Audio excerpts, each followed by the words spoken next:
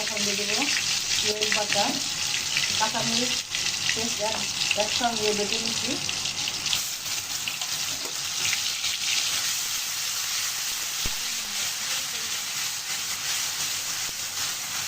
আজকে রান্না করবো ডাটা দিয়ে ইলিশ মাছ।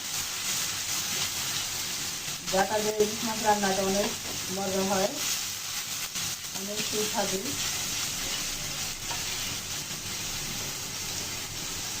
স্বাদ মতো লবণ,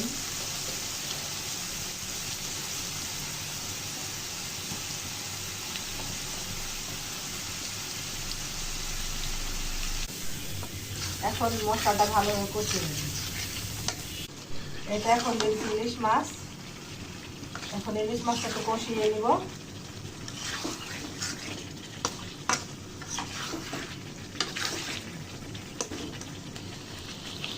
সিদ্ধ করে রেখেছি।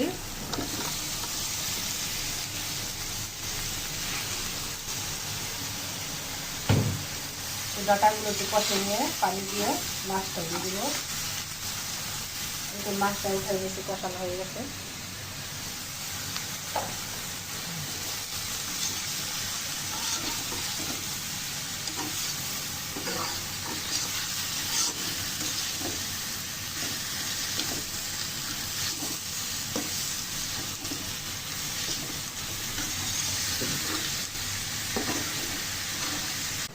এখন দিলেও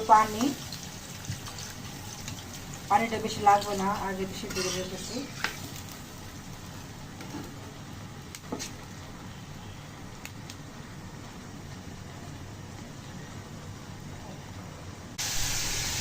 এটা আমি মাছটা দিয়ে দেবো, জলটা ফুটে উঠেছে।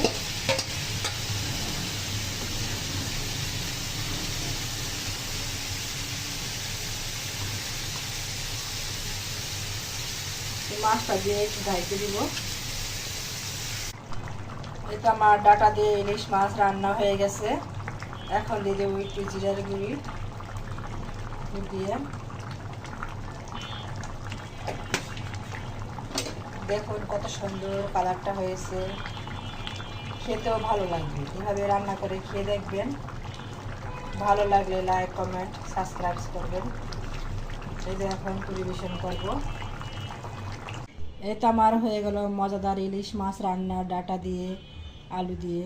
কেমন হয়েছে বলবেন, ভালো লাগলে লাইক কমেন্ট সাবস্ক্রাইব করবেন এবং শেয়ার করবেন।